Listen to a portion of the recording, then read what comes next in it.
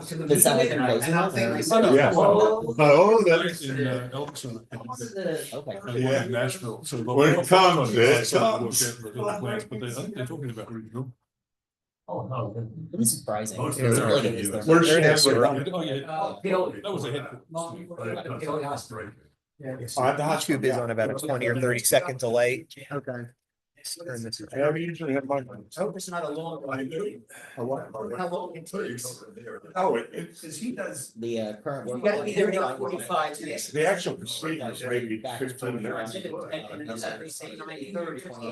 But you'd be there for at I least just an don't hour. want to do it. So, meeting started. So welcome everyone to the Mid-Atlantic Amateur Radio Club. It's the February 2025 meeting. So I'm Jeremy and it's Hughes at LQ, Club President. As we normally do, we will go around the room. I'm Andy, K3JSE. I was a member here many moons ago for a couple of years, but when I was I went over to the dark side with the Aries Races group in Chester County. Oh, I thought you were gonna say CB. No, Not that dark. I am another Jeremy. I don't have a call sign and I'm new, but I'm hoping to be a member. So- Yes. My name's Jim, W3JNF, and I'm the Vice President. I'm Michael and 3ONR and I'm just here. Is here. I'm Jeff, W83RIZ. Lou, WX3I, I'm the treasurer, so you gotta pay your dues. David, K3DMH. Alan, BB3FM. Bob, N3, JIZ. Bob, W3Z and QN. Ned, WQ3Z, I'm trying to find our next testing session. I'll get back to you. It's early Oh. May. May 3rd. I'll be ready. My name's Chris. I took my test with you guys back in Eagleville back in May 4th, actually. I did. Okay. I'm just kind of getting back into it after getting my technician's license. Yes. I guess. I'm Bob, W3BIG, and I'm your section manager for Eastern Pennsylvania, and it's my pleasure to be here tonight. And I'm Ron, KC3ACO. All right, great to have some new faces here. I'm glad to see everyone again. So I guess we can go through some of the events we have coming up. Jim, you want to tell us about public service and field day? First, public service. I don't have any specific details, but we're looking probably at the end of March, maybe the first part of April for the first one. Usually that's the Penn Win 5K run walk. So looking forward to that. Weather's starting to break a little bit. Hopefully that'll continue. As far as the field day, just have to get a confirmation on the site. Should not be a problem at all.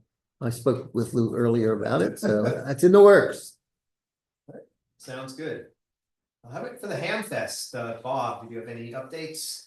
Yeah, the fire company was kind of, I guess, fishing around for a new rental coordinator, and I heard just yesterday that they found one, and so now I have to contact her to lock in our Hamfest date. Our Hamfest hopefully will be Sunday, August the 10th, 2025 this year. And hopefully we will have card checking by either Greg Morrow, K3EA, or Phil Dobson, N3WD. After we get card checker online and get the date locked in, then it's time to print the new Hamfest flyers. And hopefully we can get this done, but kind of looking a little tight, but hopefully get it done by the Cherryville, New Jersey Hamfest, which is Saturday, March the 8th. That's kind of the first Hamfest that I would like to get flyers to, but so far it's usually been later than that. Next Hamfest we'd like to get flyers to is the Delmarva Radio and Electronics Expo, which is in Lower Delaware, and that's Saturday, April 26th. And then, of course, you have Warminster, the Warminster Hamfest, and that's on Sunday, May the 4th. So they're the first three Hamfest. We'd like to get Hamfest flyers out too. Well, it's time hopefully by the next meeting, I'll have a whole list of Hamfests to take Hamfest flyers to. So if anybody's going there, or if anyone would just like to help out and take them there to these different Hamfests, please let me know. I don't know. I tried to make as many Hamfests last year as I could. This year, I think I may have some conflicts, so I will need some extra help taking Hamfest flyers to the Hamfest. So what we do is distribute all the Hamfest flyers to all of the tailgaters and vendors, and if there's any left, to any of the attenders. So we just definitely need a lot of help with that, and also we have a ongoing speaker project to try to improve the sound system at the Kimberton Fire Company where we hold the Hamfest. And we've got the new speakers purchased, and wire and so forth, and hardware and junk to put the speakers up with. And we're just waiting for warm weather, warm enough and dry enough to make installing them, a pleasurable experience rather than a nasty job. So, and if anybody's interested in helping with that, we could use help with that too. We have at least, I think we have two people to climb ladders, but we need people to foot the ladders so that the ladders don't kick out and the people on the ladder fall on the ground. So we need people like that. I'm sorry, but am I one of the climbers? You were, yeah. Oh, thank you. No longer, okay. Okay, well, now we need another ladder climber. I could bring the ladder. And, okay, You can climb it once. and How high are we climbing? it's about 14 feet to the, Oh, I can do to the that. roof. I think 14 or 15 feet. Not that far. But anyway, we need ladder climbers, and we need, like maybe even an extra, person for each ladder to put the ladder, and then maybe a person to be act as like a gopher in case anybody needs parts or anything, or just as an extra pair of hands. We could use like at least five people to do all that. So let me know if you're interested in that. And as far as the date for that, it's weather dependent. So as soon as it starts to get a nice Saturday, we're shooting for Saturday, a Saturday. It's dry, sunny, and at least in the 50s, high 50s. This is a ham radio project, right? Oh, yeah. Sort of. I mean. We'll go there. I think All right, thanks, Bob. Bob always goes over and above Hamfest. Looking forward to. If I can make a comment, I get to travel around quite a few different Hamfests representing the wood, and I will tell you that the MARC Hamfest is always one of the best. I hesitate to say the best because I don't want to have favoritism, but it is always a great Hamfest. It's probably has one of the best tailgating operations, and it's just a great venue, and the people there are always wonderful. It's always one of my favorite Hamfests to come out to. Your club is always so accommodating, and everybody's so friendly. Well, it's definitely a club event. I mean, I might be the chairman, but I can't do it all myself. A lot of people, there's a lot of hands, a lot of feet, and a lot of people working to get the Hamfest going. So for them. Okay, do you want to give a little plug for the breakfast? Okay, the next breakfast will be 22nd. No, 20. Is it next Saturday or is it? No, we just had. we just had one. It'll be the last Saturday. It'll be the last Saturday of March, which I guess is actually 29th, so it'll be like 5 weeks. Breakfast 9 a.m. Andy's Diner, which is on Ridge Pike, right off of the Blue Route, just outside of Conshohocken. And if you're heard on the repeaters, and if you've never been to one of our breakfasts before, we've all sorts of flexibility on both of those. It's breakfast on cue. I'm buying you breakfast the first time. Unless you're getting eggs and you gotta pay. $1. Yeah, they were charging $1 extra. Yeah, Yeah. yeah. A lot of places are. Yeah. I thought it was 50 cents, I didn't hear the gone up to Couple other items, Dennis were here, he'd be telling us all about the repeaters, and he's currently traveling right now, he's in the Amazon, is that right? Yes, I wonder if he has internet access. he's got Starlink probably. So the repeaters are up, they are, our two UHF repeaters are connected to Wires X, so they're on pretty active rooms. We do have our nets, Wednesday, 8:30 PM. They're sort of humming along, not too many check-ins, but hopefully we get some people in I there. understand you have an outstanding guest next controller tomorrow night. So come on in, check it out, enjoy the fun. Outstanding in his field. Mhm. You? Yeah. You? All right. They're gonna give Jeff a hard time. Yep, it'll be outstanding, holding up his antenna in a lightning storm. There you go. VE testing, we just had a test session earlier this month. Our next one will be May 3rd of 2024, 2025. Yeah, I'm still in last year. I used to write checks every year, and then I remember, I don't write checks anymore. Lose track of the year. And the next session after that will be at the Ham Fest. And does anyone else have anything for the good of the order? Lou. You want the treasure? Oh, yeah, we should do that, yeah. Yeah, We have it's one. shame, Dennis isn't here. Yeah. All right, we currently have in the bank $17,719.48. So we're in good shape if we have any sort of major repeater issues or whatever, which is why we don't. Lightning strike. Yeah. Right. We'd be broke, but we'd be okay. Right. We currently have 51 members on the books, so like I said, anyone who hasn't paid their dues, who wants to pay their dues, I'll take it tonight, or you can mail it to the PO box. The other thing I wanted to mention, in case you missed last month's not Skywarn, not advanced Skywarn. I'm gonna be doing the same presentation, but it will be advanced Skywarn at Our Phil Amateur Radio Club meeting, which will be the last Thursday in March at Peter Becker Community. Talking available on 145 3-1. if anyone wants to come. Thanks. Anything else? All right, with that, we'll move to the main presentation of the evening. We're very happy to have Bob Wilson, W3PIG, the ARRL EPA section manager. So he's here to have a little update from the ARRL and some Q&A. And if you're joining us online via YouTube, you can type your questions into the chat. I'll be monitoring periodically, and I can ask on your behalf. I'll turn the floor over to Bob. Sure. Thank you, Jeremy, and thanks again for inviting me.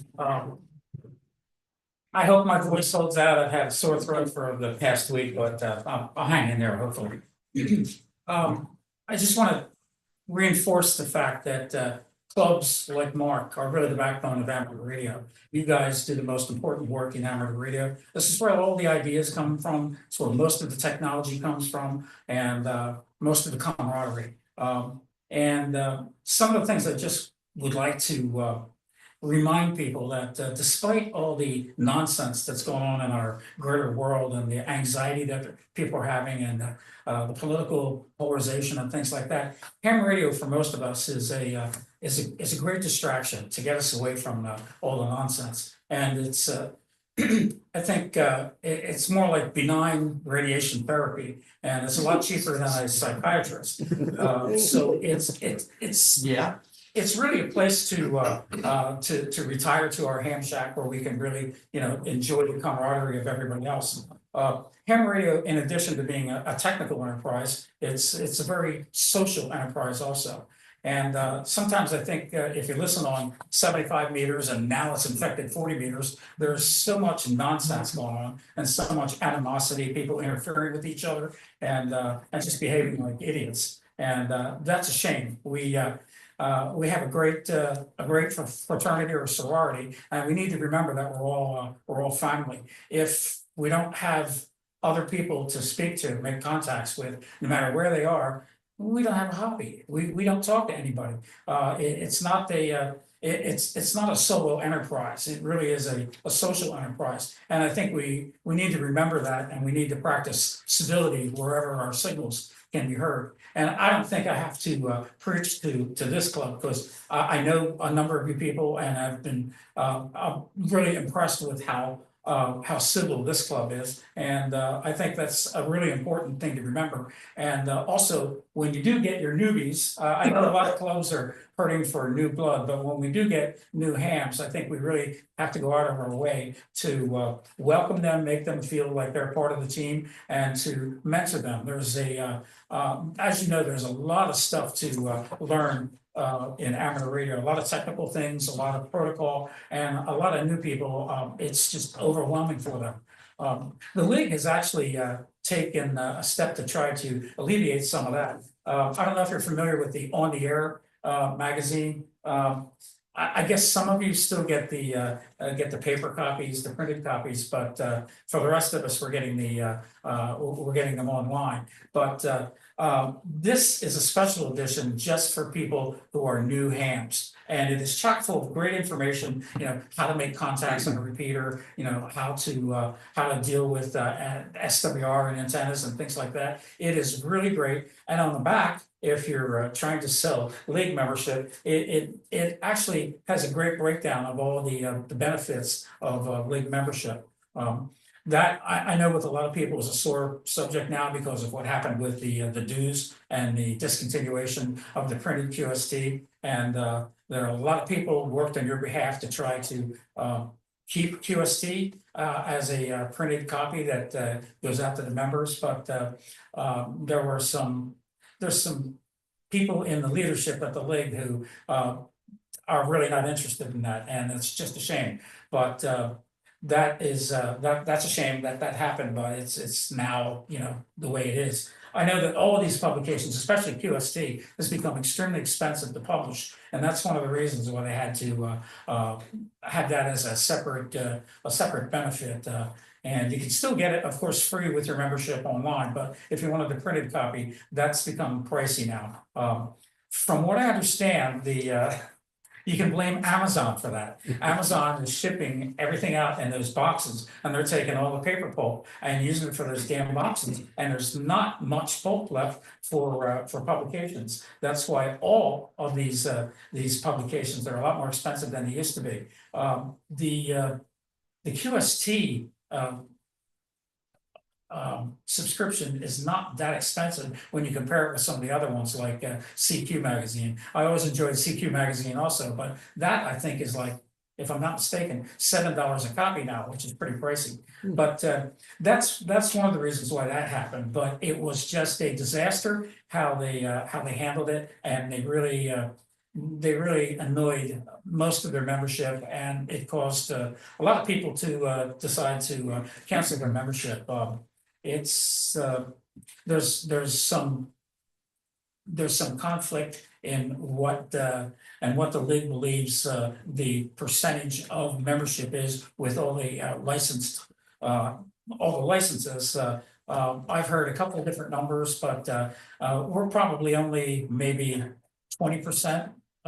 ARRL members maybe are 20% of everyone who has a license. It's tough to figure out though, because there's so many people that hold licenses. They're good for 10 years, as you know now. And there's so many people who have a license, they're not active. And a lot of them just have not been on the air probably for close to that full 10 years. So it's tough to figure out what percentage of the licensees are actually ARRL members. But we all know that they do a great job in some things. There are a lobby, their publications are first rate. I can remember when I first got licensed as a novice back in 1978, I learned the Morse code from an ARRL pamphlet. I don't know if you recall what they looked like. They were a very thin, like I think it was 6 by 9 inches, and they were the color scheme I remember was black, white, and red. And they taught you the code in the five-letter groups that had some relationship to each other, and it was an incredible way to learn Morse code. And I really owe my success to the league and that pamphlet. But some of their publications are just absolutely great. And Andy, so are the RSGB publications. I have many of those in my library too. But that's one of the best things they do, education and the VE program. For those of you who use it, the Logbook of the World is great, is a great facility. That is a terrific benefit. And there are some people who believe that they should be charging non-members for that, but I think that kind of defeats the purpose of it. If we want DXCC, and we want to talk to other people around the world, and we're not going to force them to be an ARRL member just so they can use Logbook of the World. That's self-defeating. So thank goodness they've decided not to do that. Of course, it is back in operation now. I'm sure you know that if you're a DX, or the Logbook of the World was one of the IT systems that was affected by the attack, the cyber attack. If you're not aware of it, the league paid the ransom. They paid $1 million to get the IT system back. It should have never happened. The IT systems at the league are ancient. When about 1.5 years ago, when I became the section manager, I went up to Newington for a training session, and they took us around and showed us everything. And the Logbook of the World is at that time, I believe it's on the cloud now, but at that time it was one PC stuck in the corner of a desk. That was the server for Logbook of the World. And geez, I don't know what would happen if somebody bumped into the table and it fell down and they lost the hard drive, but. The IT systems are pretty ancient, and I understand that a lot of the systems are cobbled together. There are some that are still using Windows. Oh my God, I can't remember what this was. 95, XP. Not XP. It was the one right. Oh, that weird one. They had The one that it was really good for graphics. Vista. Vista. It was Vista. Vista, yes. They use, one of them uses XP and one of them uses Vista. So it's ancient and it's cobbled together. No longer secure. It's kind of interesting because they supposedly have some people up there that are IT experts, but we won't go into that. I think probably any 2 or 3 members of this club could probably, put together something that's better run. But that the thing is, there's so much that they do, and it was a real shame that they got hit with that attack. And $1 million of our membership funds, just disappeared in a puff of smoke like that. But they're getting better, and they're doing a lot more. Some of the things that the league does that benefits us all to the greatest extent is pretty invisible, and that's their lobbyists and their protection of our frequencies. Very, very important. Our Atlantic Division Director, Bob Familiar, K3RF, he's one of the few lawyers on the board, and he is forever involved in different programs like ARRL, and he has been a great protector of our rights to have antennas, and the antenna bills are close to being passed. It's still slightly in the works. I mean, there's a little bit more work that needs to be done on it, but that really is the most important things, other than the publications, I think, that the league does, protecting our frequencies and promoting amateur radio among all of the nefarious characters that want to buy our frequencies. And it's a challenge to protect them. We lost some a couple of years ago, and there are people that want to grab more in the upper UHF parts and bands. And unfortunately, the HF trading proposal, where it was going to be using 100,000 watt transmitters, very close to all of our allocations. That hasn't gone away. It's been it's on the front burner again. So once they start transmitting, if that happens, that S5 north noise floor that we experience is going to be a lot higher. So it's going to be really interesting to see how that all pans out. But the one thing that I would like to make sure you know about is the section managers don't have any kind of power. The only authority we actually have is in appointing our members that we have that we rely on for emergency communications. The section manager gets to appoint the section emergency coordinator and all of the emergency coordinators. In Eastern Pennsylvania, we have 34 counties. Luckily, we have ARRL units in most of them. We do have about 6 counties where we don't have ARRL units, but the contiguous counties provide service for them if they should need it.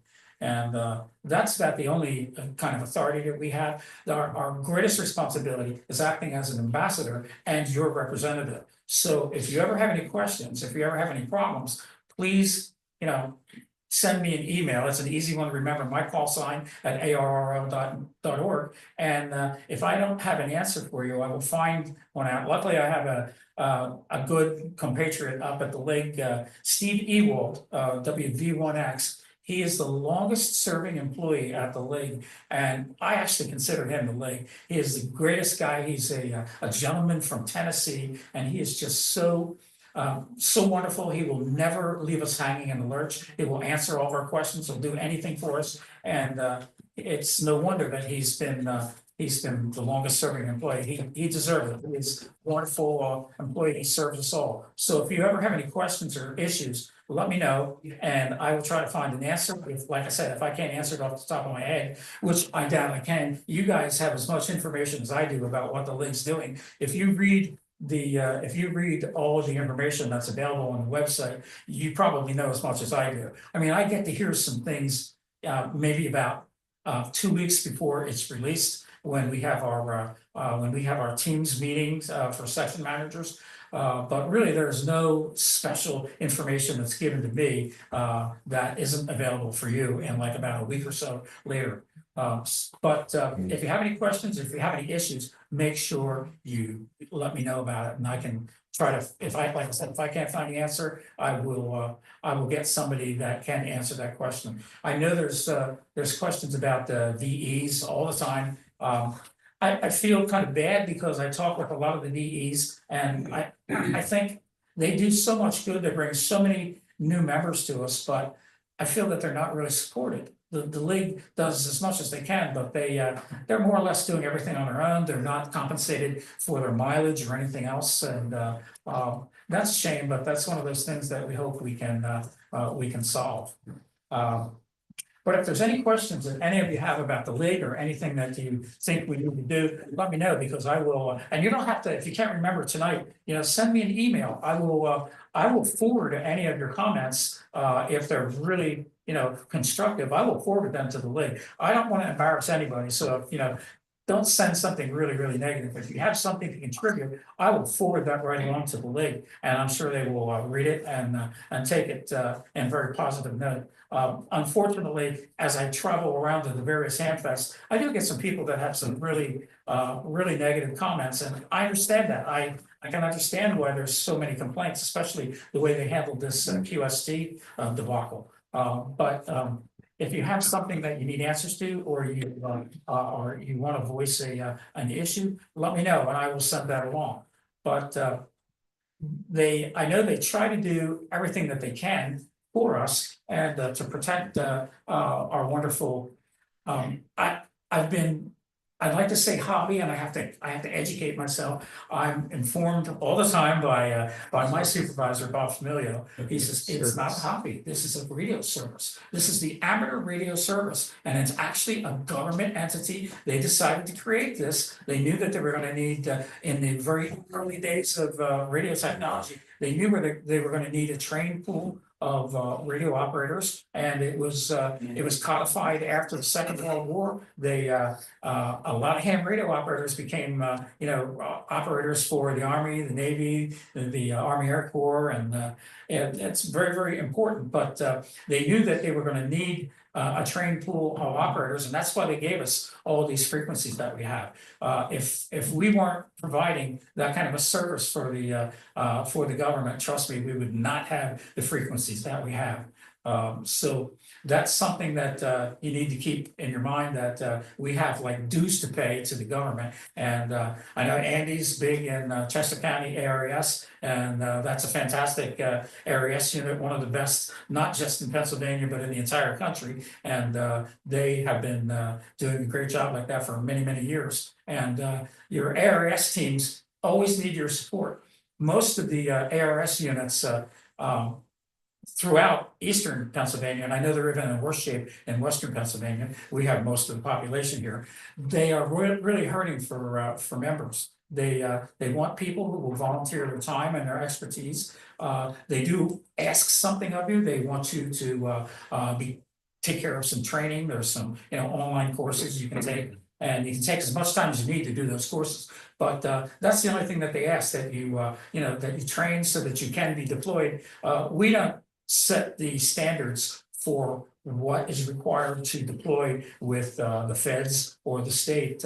They set those standards. FEMA sets those standards, if we still have a FEMA in the next couple months. But they set those standards, and that's why we have to take that training, so that they know that when we are deployed to a disaster zone, that we're going to be with the program and not do anything dangerous or stupid.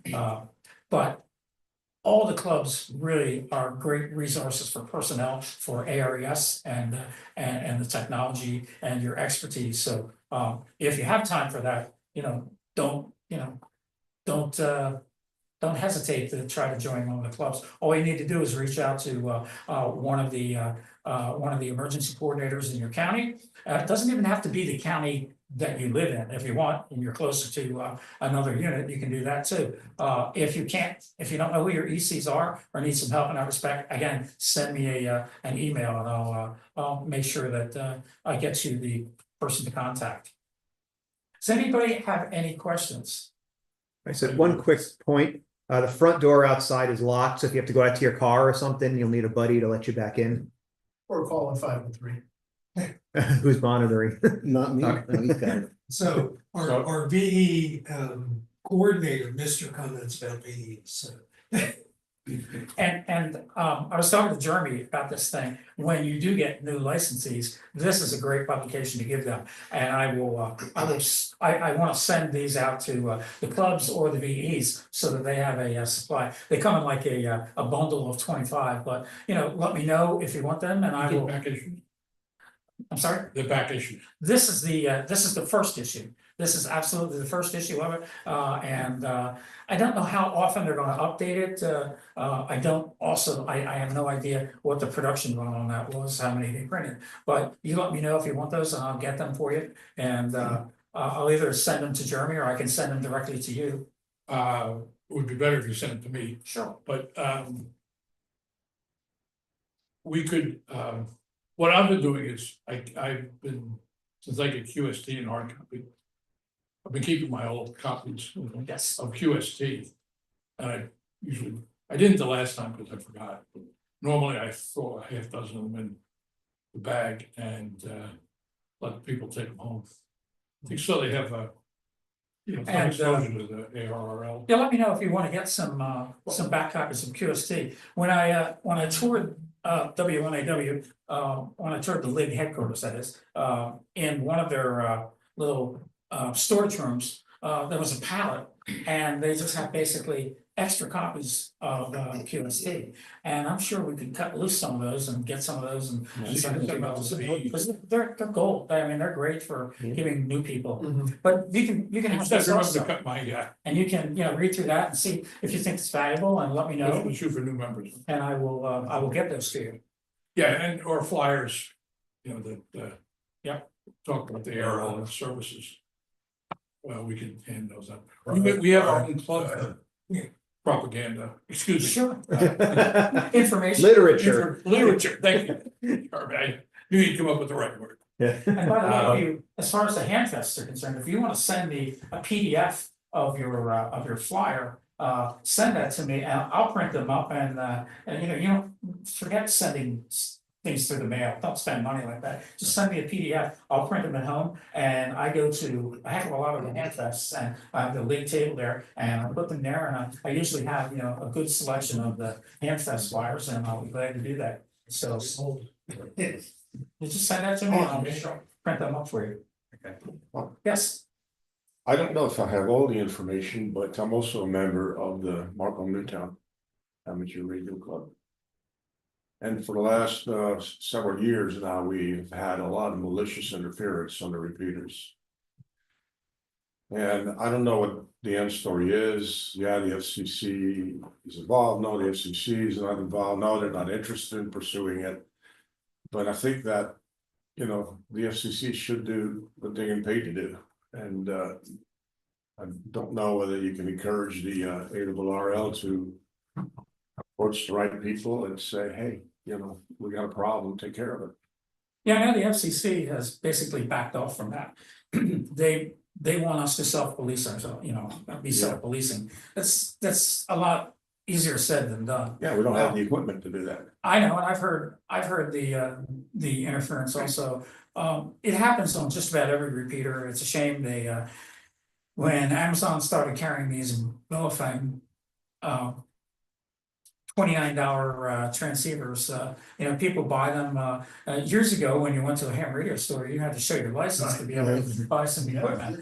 Nowadays, you know, you can buy one on Amazon and it takes a while for some of them to learn how to program it, but some of the savvy ones can figure that out and they get on there and the thing, as you know, that they're most interested in doing is getting some feedback.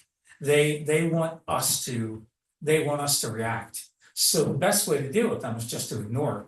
And I know sometimes it's not easy to do that. And the control operator, I know Bob Familio is the control operator for a couple of different repeaters, and he'll come on and he'll just explain to anybody that's using the repeater that we're gonna take the repeater down for a little while. And he'll normally, you know, tell them that they were taking it down for some unforeseen maintenance like that. But the control operator has that power to just, you know, turn it off. And but the thing that encourages him is getting a reaction from us. So the best thing to do is just ignore it. Yeah, I mean, people have generally ignored them. You know, they have a net every morning starting at Right. 8:30, 8:30, yeah. and for the most part, very often you will hear grunts and sometime insults. And I'm told, I didn't hear it myself, someone even called Mayday. So do you figure they're mobile or are they from a stationary? The people who live in the area that they think this is happening from, which is somewhere near the airport for South Philly, that general area. Okay. Think is where the guilty parties are, and they think they're mobile.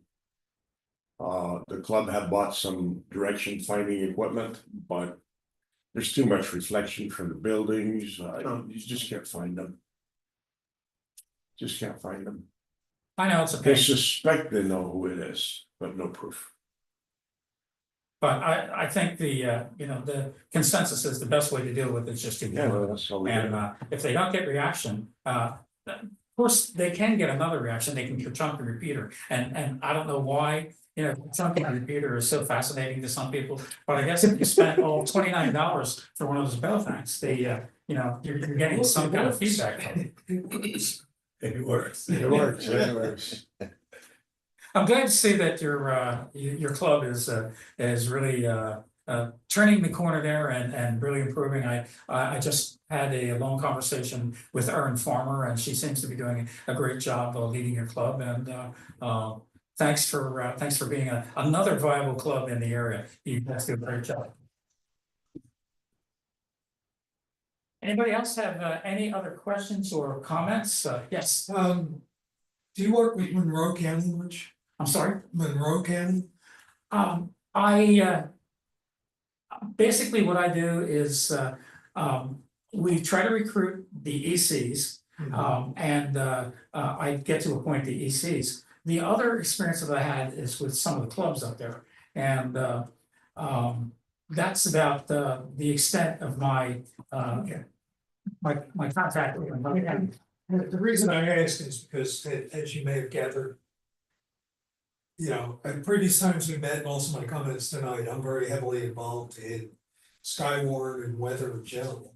And I was contacted by someone with I believe they're the Aries group up there, might be the Races group, but I think it's Aries. Up in Monroe County, and they're doing a weather net to support their emergency manager. Is that Martin that you were talking with? And, well, no, it's Nick, but, you know, Martin's been involved. He's the EC, I guess you guys use. Who was talking, so Martin is the EC? Yes. Okay, all right. So I just wondered if you were aware of this and, you know, if you. I mean, Nick's an interesting guy. I mean, he's doing a lot of stuff. But he's trying to support their emergency manager who is not really, he hasn't convinced his emergency manager about Skywarn. They want to know more weather information about Monroe County. And so that's why they want him to do this. So I'm not quite sure where he is right now because my last month when I was ready to do advanced Skywarn training for this club, I got contacted by the Weather Service saying, we are not allowed to do Skywarn training, and since you're doing it for us, you can't do Skywarn training. So I did a weather presentation last month. It was Called not Skywarn yeah, training. yeah. So, you know, you know, Nick wants me to do Skywarn training up there. And at the time, I wasn't allowed to do Skywarn training, so we have to sort of get back to do that. But I guess that sort of segues into the other thing, which is if you have anybody who wants Skywarn training, let me know. Okay. Yeah, because I'll be glad to do an in-person training. You know, with what's happening with the federal government, I don't know what's gonna happen with Skywarn, honestly, but. I don't know, I suppose there won't be money for that because what I heard is that they're going to slash NOAA's budget by half. And they're gonna lay off a lot of people, which is ridiculous. I mean, we need NOAA in a very, very large way. And especially now with the weather becoming more severe, things are just going to be, I don't know, it's gonna be kind of dire. We'll see what happens. So, but at any rate, right now, I'm still allowed to do Skywarn training, so I'll do Skywarn training. Awesome, well, I appreciate that. I became an advanced spotter and I enjoyed I've always been a weather geek from when I was like about 8 years old. There's a lot of people, there's I a lot of built us my own- out there. I built my own weather station when I was about 10 and I've always had a weather station since then and I just eat that stuff up, but thank you for being involved in that, because it is important. It might become a lot more important than we think if NOAA reduces the National Weather Service to a shell of its former self. Yeah, That's good to know, thank you. I mean, that's the thing, I'm heavily involved with both that and I'm also a storm chaser, so I know lots of people around the country and, you know. What's that? We're crazy, yeah. We're also crazy, yes. A lot of us are out there, like I said, but, you know, so I know a lot of the Weather Service personnel, and of course, a lot of them are, you know, not real happy right now. You know, so, you know, so we'll just have to see how things settle out. That's great. Yeah. Storm chasing is, that's something I would love to get involved with. I served. We have one more seat in the van. Yeah. I served in the Navy, so I kind of have a love-hate relationship with severe weather. One of my stories I tell people is I was on the I don't want to be that close, but I was on the John F. Kennedy. That's the ship that was towed away from scrap. It was in the retention bases here in Philadelphia for a number of years, but I was on the Kennedy in 1979 to 81, and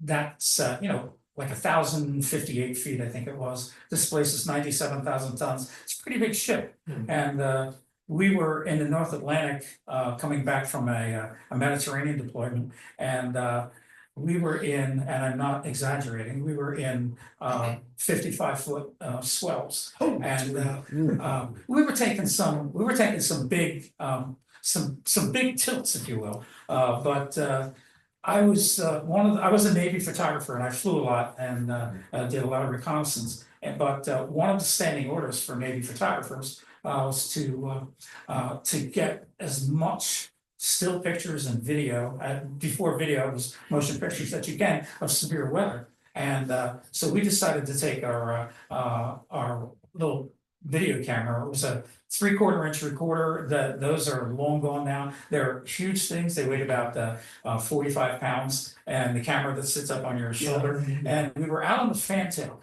and the fantail, the height above water of the fantail is 35 feet off the water.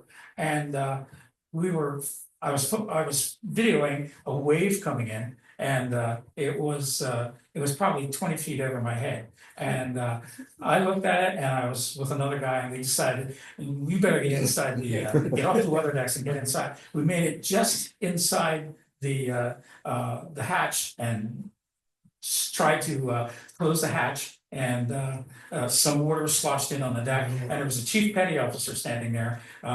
And he looked at us and said, "You crazy SOBs, you know, if you were 5 seconds later, you would have been swept away and nobody would have known about it until tomorrow morning." So it's great fun though, severe weather. It's very exciting, but that was a little too close. That was one of the more stupid things I did, but other than joining the Navy to begin with. Any other comments? Yeah. I think the ARRL has a school kind of, I don't know what you call it, curriculum, or, it promotes, amateur radio in schools, and, there's the. Yes, there's STEM learning program. STEM stuff and all this stuff. And that's great, I think, and I think, it'd be good if, our club could be somehow more involved with that, but I think as far as the short term anyway, I think we've kicked this around the club a couple of times, that really the people that we would like to recruit as club members are like ages 18 to 40 or so.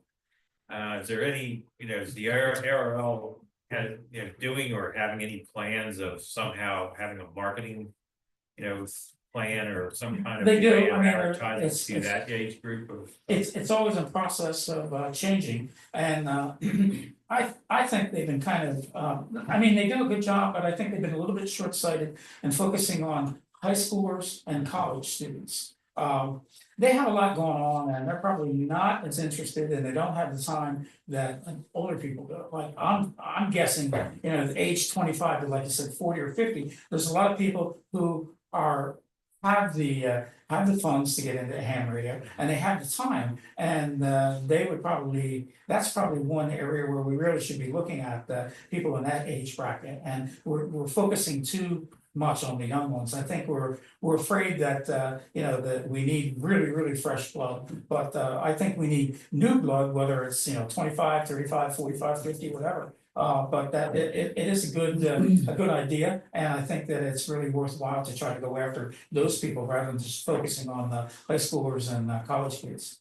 Yeah, so I was like, I think I was in my 20s or thereabouts when I first got my license. And, I had a car, and like you say, I had the funds to buy the radios, and, I had to scrape money together a little bit, but I did it. And, it's, people with cars and with money to, get radios and stuff are the ones that can make the club move, Exactly. make the club do things that.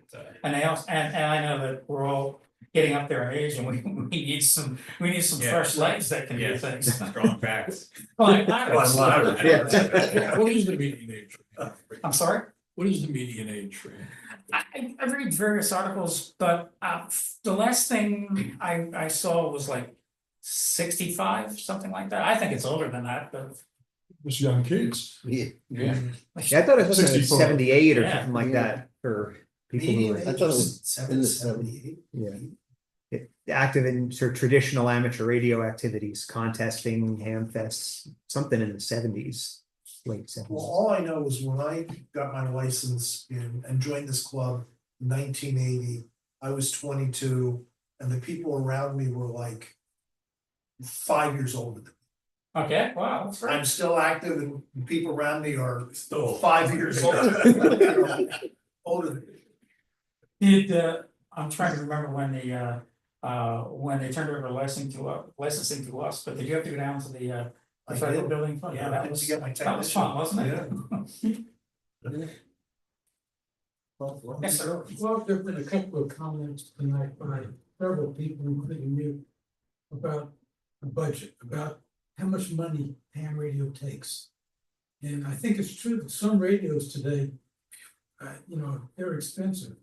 But I think if we don't preach the gospel that you can get into it very cheaply, then we're missing something. And you meant, the $20 or $30 HTs, that and the license, that gets you in the ham radio.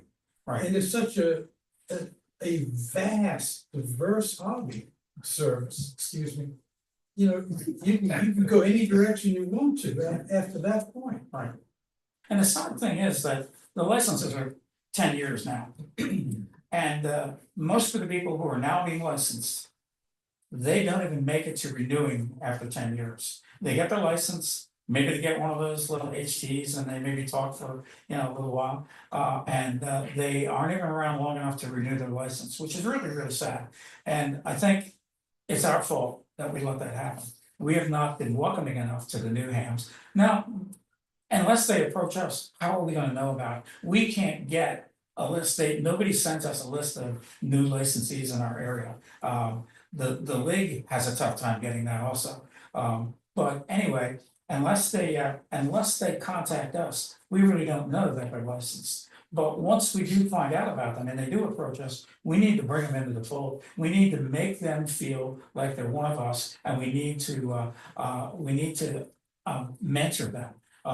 I know Elmer is a word that people don't like now because it has a gender association with it, but mentor is the word that they're using now. Mentoring is extremely important.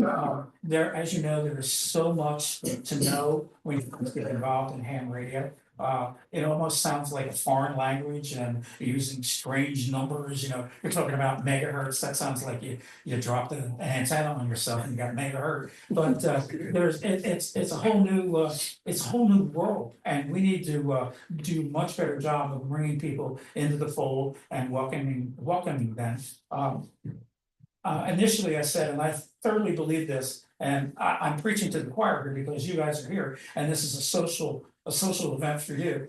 Amateur radio is as much social as it is technical, and we need to do those things. And a good club, a very active club that is welcoming like that, they have a lot of different social activities. They don't even have to be radio related. They could just be a breakfast like you do, or a picnic or whatever, some kind of an event where you can bring radio into it. But I mean, this social aspect of ham radio is extremely important, and we need to extend that to these new people and make them feel welcome. I think it's a horrible thing that they spent this time to become licensed, and then they just don't get involved and they let their license lapse. That's a shame.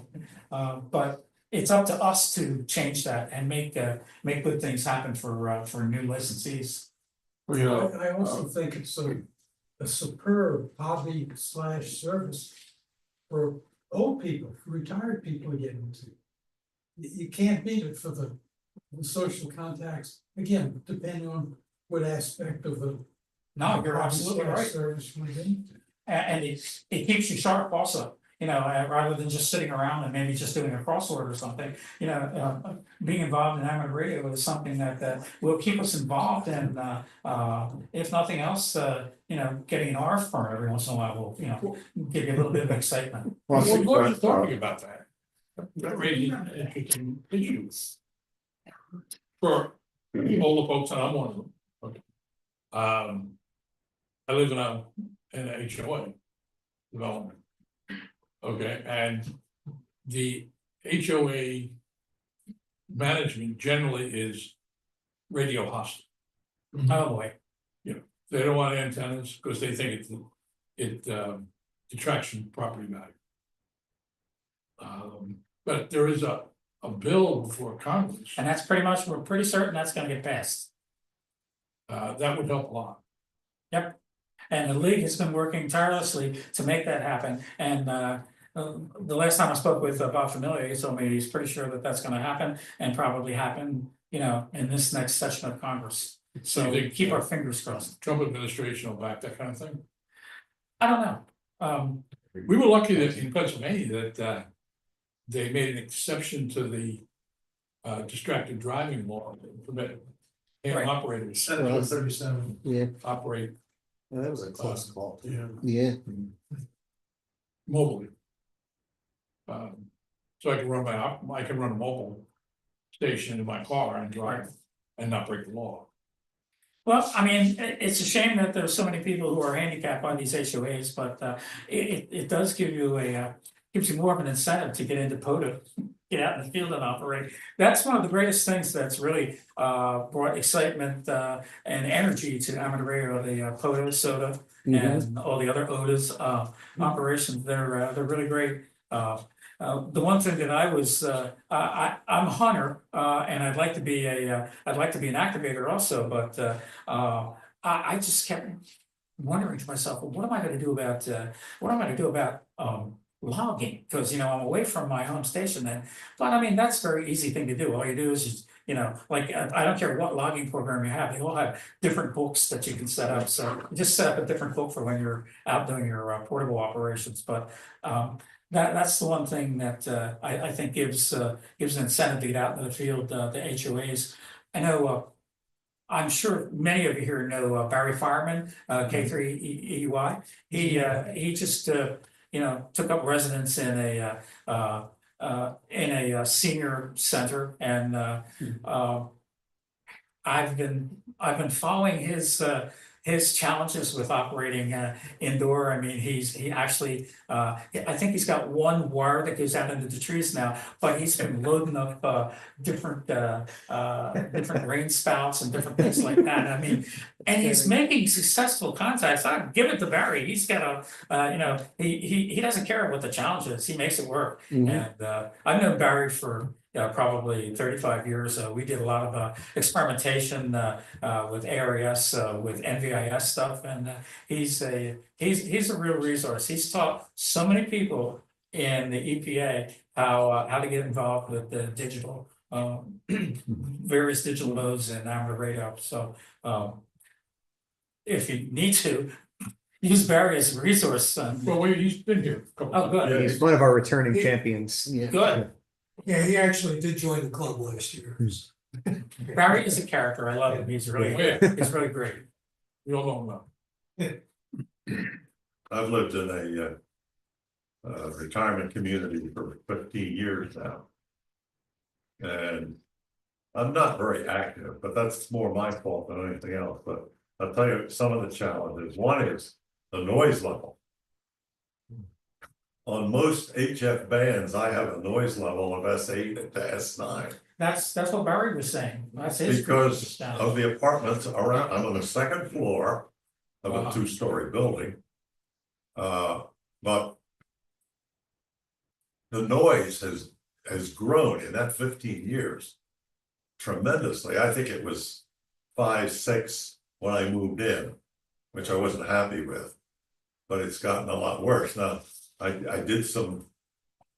tried to track it down in my own apartment and one time and gave up, but then I tried again and I found out that I have some LED lights that for plant lights, because I have a few African violets growing on a shelf with lights above. Well, that had contributed significantly to my noise level. So of course, if I'm going to operate, I turn them off and that sort of thing. The other thing, of course, is antennas. And all those little AC/DC wall wart transformers. Yeah. And all those things made in China are horrible. Yeah, and I can't just turn off the lights. I have to turn off the power supply or the source of power to the supply for those lights. And then And that little power cord that's running there, that's a great little antenna for you. And my antenna for HF is about a 66 to 70 foot wire through the window out to a tree, and its average height is 12 feet. But that plus the noise level, I can still work. Especially if you like CW. Just narrow down that filter on Right. CW and a lot of the noise goes away. And I can still work workstations. I'm not big in digital. I do a little with Racy's ARRL and FL Digi and that sort of thing, but I have not done it on HF at all. But it's a challenge. But I have another, I don't know if any of you know Ron K3ZKO. Is that call ring any bells with you? Used to be Mr. ATV Yeah. years ago. Oh, yeah. He lives down the hall from me Oh, really? Okay. and he has a 706. His wife wouldn't let him have much more than the 706. That's compact.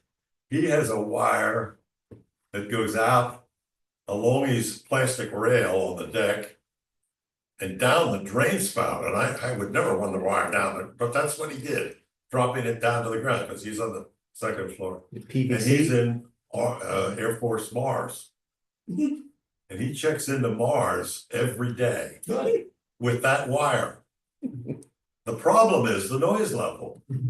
So he has solved that by tuning in to one of the SDRs that are around the country that you can get on your computer, and he hears himself on there and hears the other stations. Oh, so he's talking from his. So he's station. talking from his wire and he's listening from some guy in Wilkes-Barre. Yeah, there's a Northeast With PA. a remote noise support. That's funny. Yeah, with a low noise level.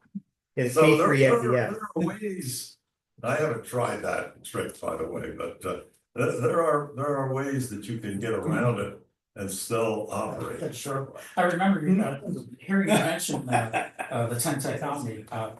On my ship, we had a Tentec Omni D, and we used to run phone patches for everybody. Now they don't really do that so much anymore because they get satellites and they have internet capability now. But in those days, we were running phone patches for people. The unfortunate thing is when what we had for an antenna was a 35-foot width, a vertical width, which wasn't great. But that's the only antenna that we could use for amateur radio. And we on the ship, lots of different aircraft. Well, one of the types of aircraft was electronic countermeasures, electronic warfare. And when those things were airborne and they started transmitting, just wake everything out. I mean, it was just S9 noise. You're saying it worked. Yeah, Exactly. Yeah. wasn't too good for us, but I have to figure out how they communicate with each other though. Through that. Well, of course, the other problem in the second floor apartment is no ground.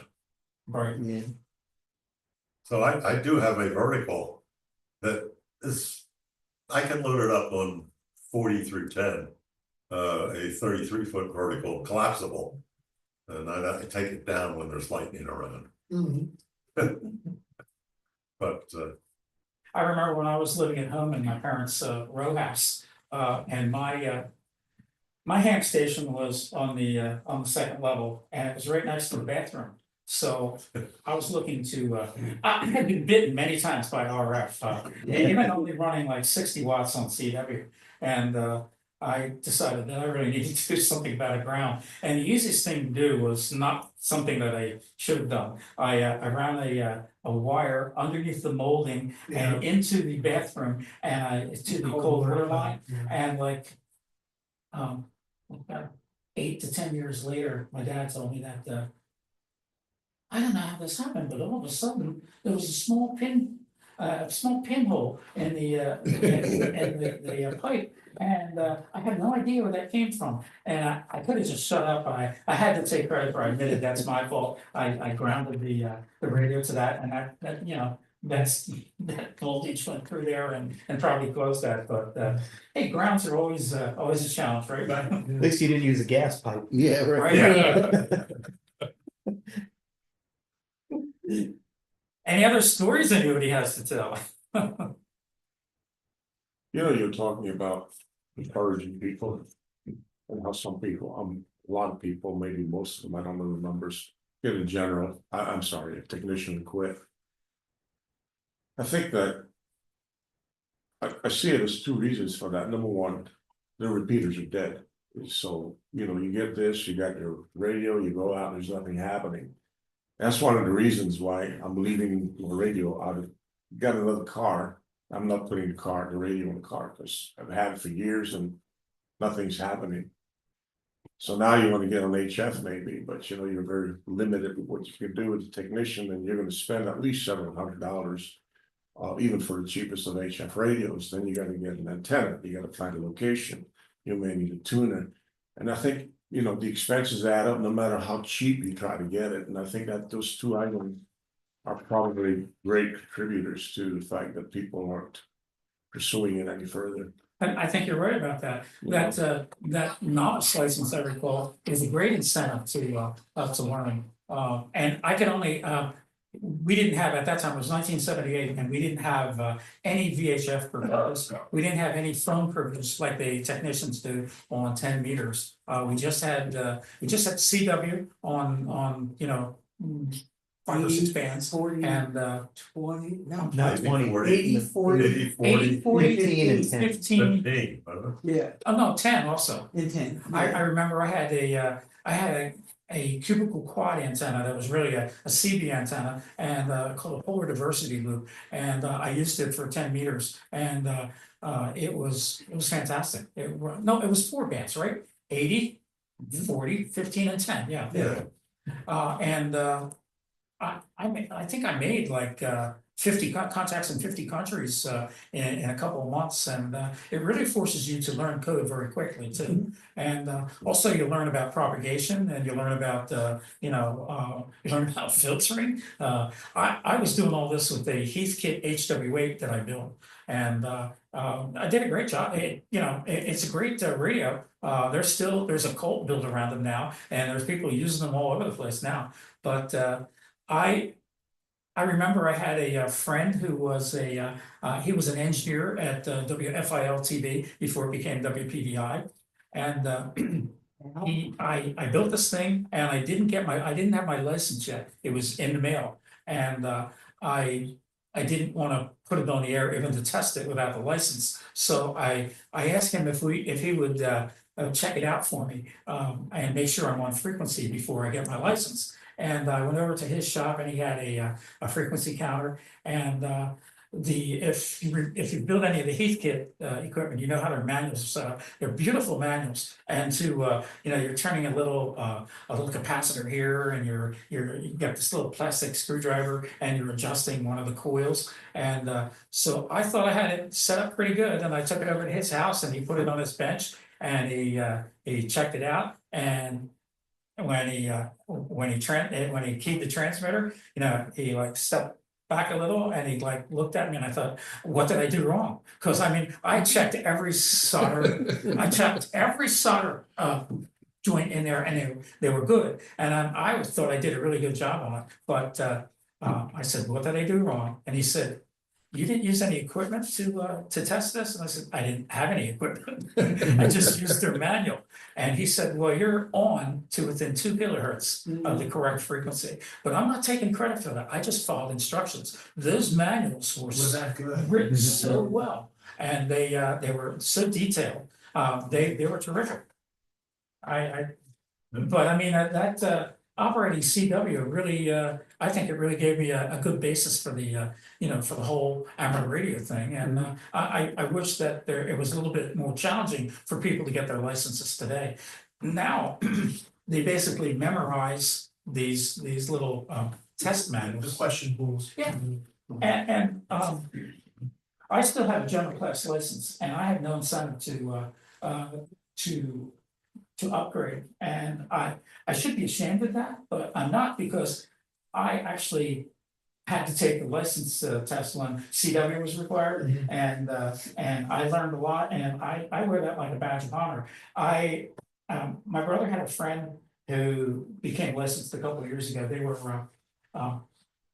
shortwave listeners, and they finally got around to getting an amateur radio license. And this guy quickly upgraded to, in like 4 months, upgraded to the extra case license, because I guess he has a facility for memorizing those question pools. And I remember one time he said, you must not be too bright. you know, you only have a general class license. I didn't even want to get in that conversation. I've forgotten whether he's ever done it, but that doesn't matter. There's something for everybody in amateur radio, and I don't care whether you're a newbie or you have an extra license or whatever. There's something for you. There's some niche that we can really find and enjoy, and I would never look down, if I were an extra class licensee, I would never look down my nose at anybody else, because they're enjoying it just like the rest of us are. But, one of these days, I guess when I have to do it, shut some of these people up. Well, it's helpful if you want me to be. Yeah, we got a testing session, May 5th. Yeah, and you also have one at the Hamfest, and I'll be at the Hamfest, so. Well, And if you want to, register ahead of time. and if you want to join the club, There you we'll go. pay you your testing session fee, right? Yeah, that's right. What are you doing now? You're paying the testing fee? If they join the club, if they're a member of the club, you get the testing fee for one test a year. We don't pay the $35 government fee though. No. I mean, that you're on your own. Testing. The 15th. That's good. That's very nice. But you guys have an excellent club, and you have some fantastic people, and it really is great to see that. There's a lot of clubs that kind of exist in name only. There are clubs, especially in some of the hinterlands, where they've had like maybe a 30 or 40 member club, and it was pretty good.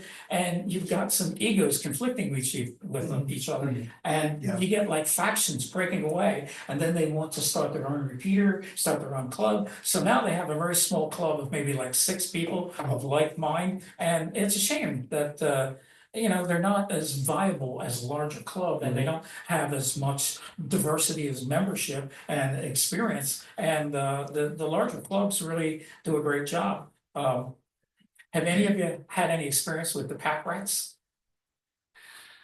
Well, I think I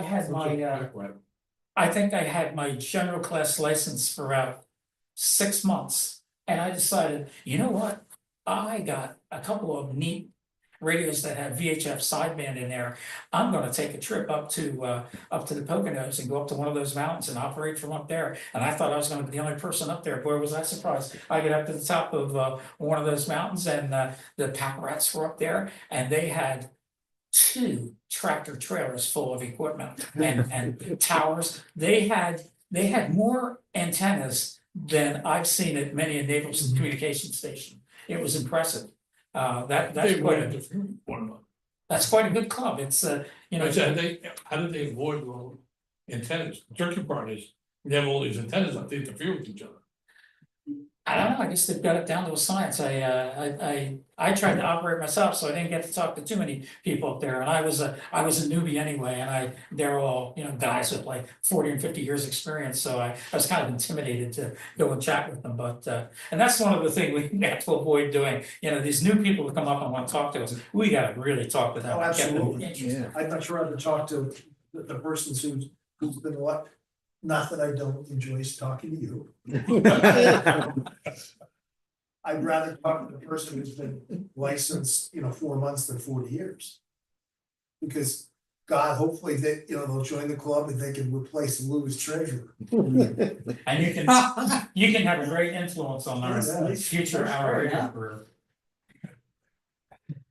But this is really where it all happens. I mean, amateur radio is nothing without the clubs. I mean, that sounds like I'm preaching to the choir, but it really is the most important thing in amateur radio. Does the league have a packaged technician class? Course, with the lesson plans and everything else, that an experienced instructor kind of person who knows something about electronics can just pick it up and present a class without a lot of work? We'll get the guy behind you. I don't believe so, but that's something to look at. You need one, Yeah, because we have instructors, but they might not necessarily have the time. a lot of the course lines for like ARRL and emergency communications and stuff like that. Actually, But that- really, that's a that great exists. idea. That exists. In the MARC program, I was associated with that for 2 years.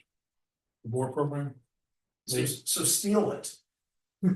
I mean, Well, it's tell him to steal it. Make operating radios easy. It's a program that targets the what do they call it, the underserved portion of the population, underserved for radio ham operators. Well, who's overserved, right? It's white males over 65. So it's a pretty large chunk of the population. You know, And we got a lot of first responders want their ham license. Because they use it on that, when they're on the job, and they want to. Yeah, that's kind of like not really what ham radio is supposed to be doing, but unfortunately, in some of the, I'm sorry, what to use the amateur radio equipment as emergency communications, actual first responders. No, Well, some of them are doing that. well, maybe, but the ones that we got in class were ones who had the equipment from their first responders job, but they wanted to go become a ham operator, and one of the it's a funded program. So if you passed your test, you got a radio. Yeah. A ham. $129 ones, right? No, not even 29. It was 60. No, that's a good one, okay. You can halfway decent.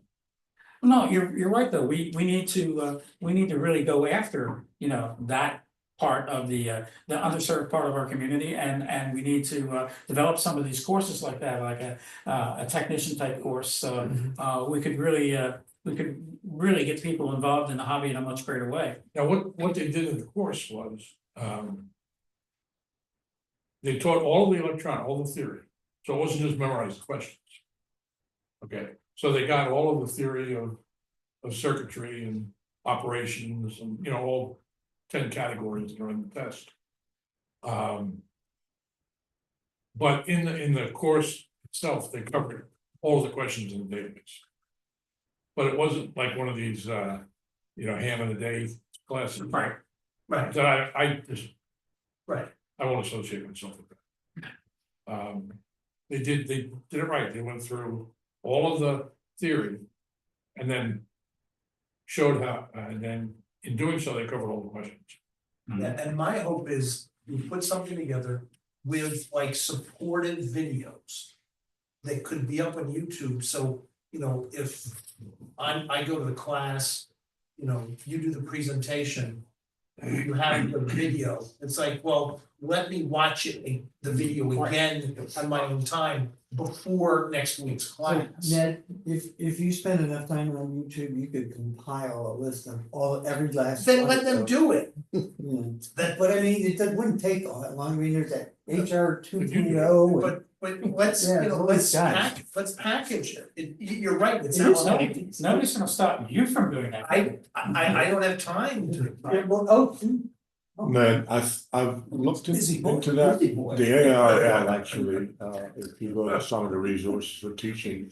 They have a list of where courses are that you can download, but they don't do it themselves. We can find instructors, but we need to give them the package, don't make them look the stuff up. And then have the guy in Utah look the stuff up, and have the guy in Maine look the stuff up.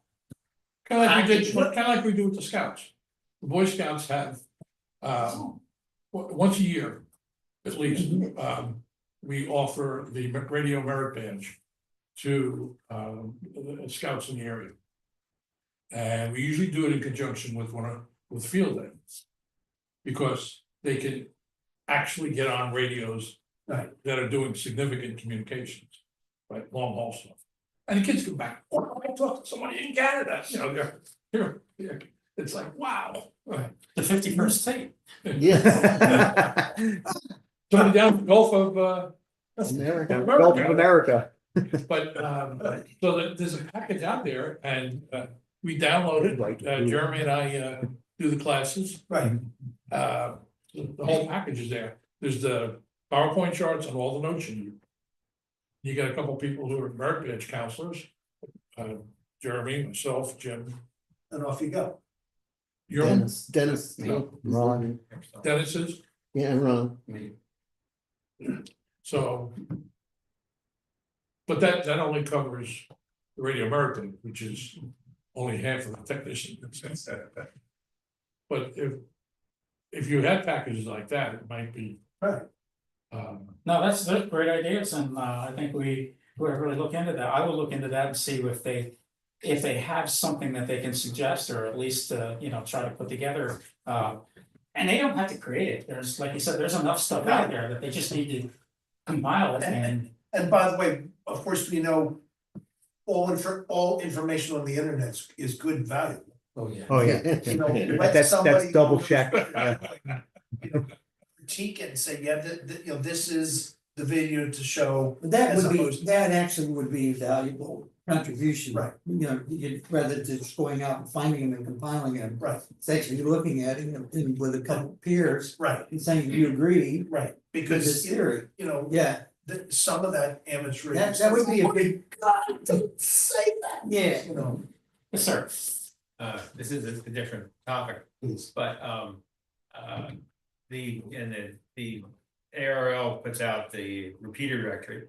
Okay, and if you look through it, in there's different, repeater coordination areas. Like in the southeastern Pennsylvania, it's what the ARCC or something like that, and then South Jersey has another one, and Western Pennsylvania, another one, blah, blah, blah.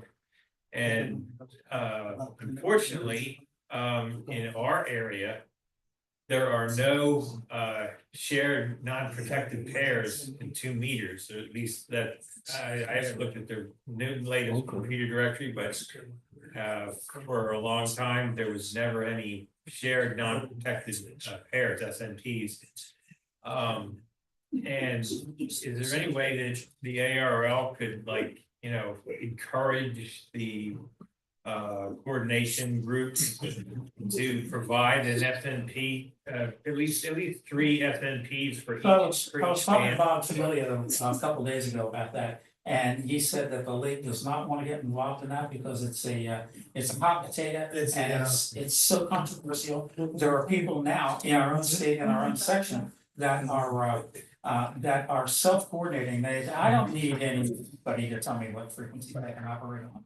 And they were interfering, and the complaints from another legitimate club were heard by the FCC, and the FCC told them to take their repeater off the air, or, you know, we're gonna start to fine you, you know, $12,000 a day. And you know, that's how they had to solve that. But unfortunately, there are people that don't believe in coordination at all.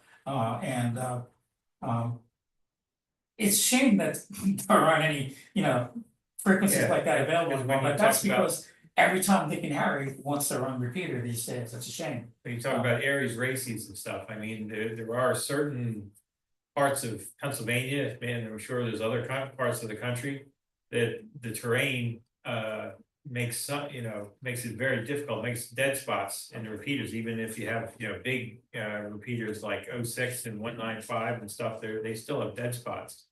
But if you were to have some kind of a, you know, Aries function, or a, you know, I used to do public service events and stuff.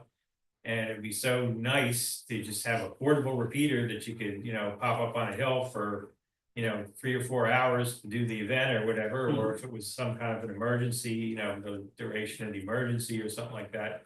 And you know, it'd be. That's why we always practice with NVIS on HF too, because repeaters are not gonna cut it in a lot of areas. So NVIS is still very viable. About that. What's a good reference for that stuff? I'm sorry, What's a good reference for the NVIS? It is a good reference for, NVIS. there's a lot of stuff, Yeah. a lot of stuff on the internet. I haven't seen anything that I disagreed with. I think that whoever's doing it, they put a lot of effort into it, and you just have to be aware that it's really, we don't get to use 60 meters too much, but it's really only going to work on 40 and on 80 meters, and sometimes 40 is kind of iffy also. Forget the higher HF bands. That's not going to work. They're going to go. They're going to not going to be very viable for NVIS. But I just take it into your browser. I've seen Well, I I've seen didn't even no know that big much. fish. I mean, I kind of guessed it that much, but I didn't know that much. Yeah, about it. 60 meters is the real killer for Yeah, NDIS. that's, Yeah, I think I did hear that. Yeah. and it's not really great 60 meters for ARRS because number one, it's channelized and there's people like every place else, I think they own the frequencies and it's just, you know, you don't wanna deal with that kind of wobbling on when you're dealing with emergency traffic or even during a drill. It's not a real emergency. I think 60 meters is one of the ones that we're a secondary user. Mhm. Yep. So. So if somebody else wants to use that frequency, somebody from another country like Canada wants to use that frequency, you have to get off. Because we're only at secondary status. I think it was just last week, the Red Cross ran a NVIS. Well, I guess they do it monthly. Yeah. Right. They do an NVIS net on 40 meters. Yep. And I guess I got the information through Aries Races. And I tried it on 40 meters. I've never tried that before, but I have it almost the ideal NVIS. That's 12 years. Below the ground. And wasn't great, but they heard me. I had trouble hearing them because of my noise. I could just barely make out net control, but others heard me. I was on that net also. I guess you heard that one station up in I think he was in, I don't know whether it was Monroe or Northampton County. I mean, it sounded like a broadcast station. Yes, He was yes, him I could copy through my noise. Yeah.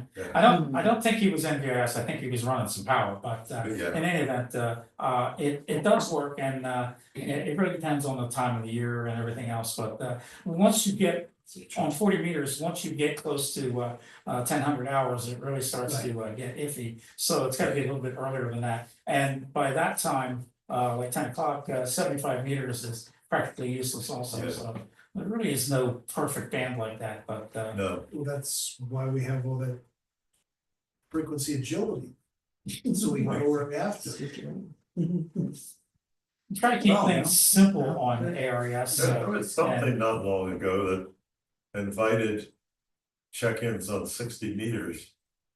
That was my first and only contact in 70 years of ham radio on 60 meters. Very good. I don't even remember what. Got the- me beat, what I've the never event- been on 60 meters. You haven't done what 1600 meters or whatever it is. That's a super long one. Yeah. No, this was the phone. 170 kilohertz. 60 meters is the low, it's upper, is it upper side band? Think so. It'll be upper side band. on Yeah, 5 channels. yes, doesn't follow the convention. Yeah. Down there. But.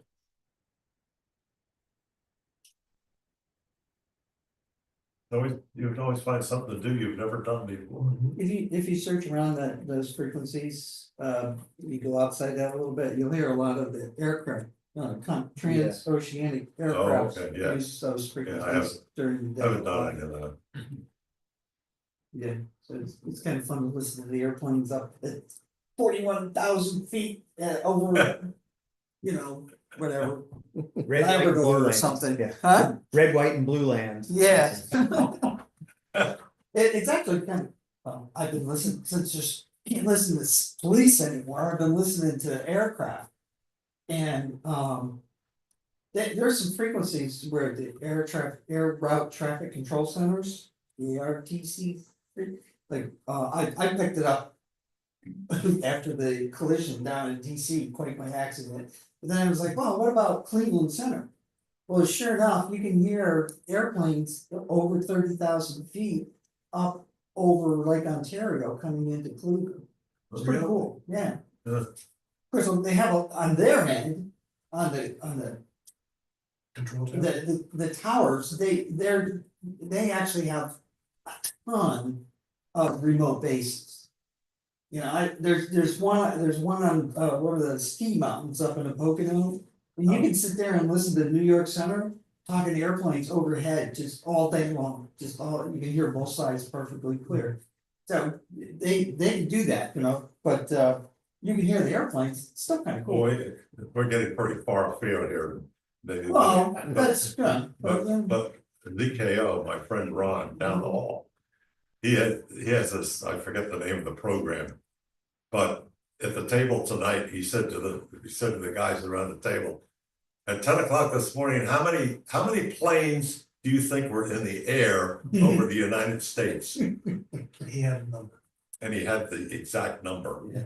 Because this program. Yeah. And you could zero in and you Radar could follow 24, among others. an individual flight. Yeah. He's followed Air Force One on that, Yeah. with that. You go out at night with the astronomers, and those guys, when they're like bored, waiting for something to happen, they sit and listen and guess at where the airplanes are that are going overhead. Where they're headed, where they're from. Yeah. A whole bit, it's kind of fun. Yeah. FlightAware is one of those programs, that's a. Yeah, And, I'm aware of, and, I was This is a, not FlightAware. before I retired, I was a manager for an airline at PHL Airport, and we used to use FlightAware all the time. I mean, we knew when they were gonna be, landing anyway, but having FlightAware up there on your monitor, just watching it and when they're gonna get within radio range, and then we use our ground to air radio to talk with them, but that's a great program, I mean, and it's very, very accurate, it's they basically are recording all of those transponders that those commercial aircraft have.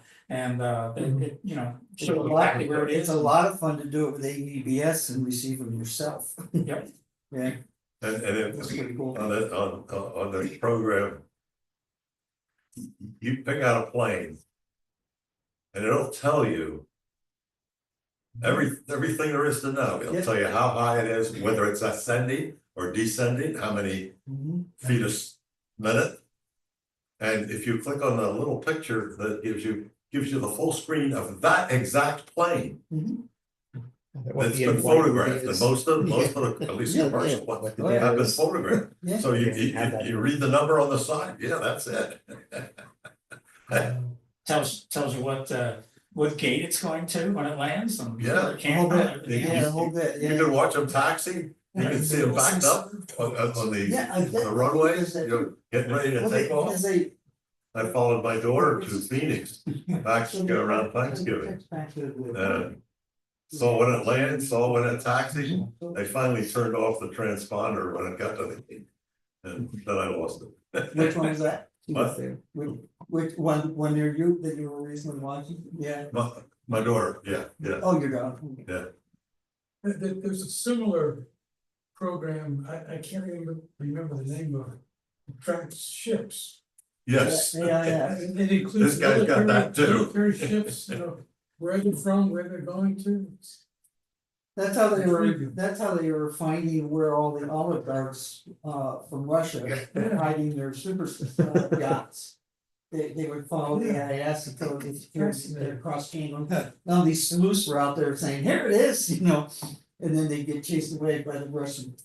A lot of ships turn their transponders off, they're doing nefarious things or not complying with the various regulations, but still good resources to look at that. And as far as the hobby aspect, it's kind of interesting to see that now. Things that some of the more positive things that the internet gives us rather than just all negative, but anybody else have a question or a comment?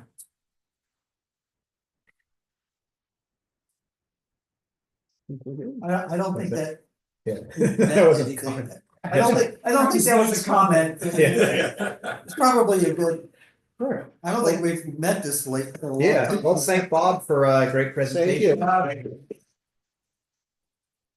Thank you for being such a great club. I mean, it's just, it really is very encouraging to see people that are so active in the club and interested. And I really appreciate what you do. And like I said, it's always my favorite ham fest to go to. Shh, don't tell anybody else that. It's on the internet now, so it's official. Yeah. All right, then we'll shut down YouTube. Say good night. Good night. Good night, internet.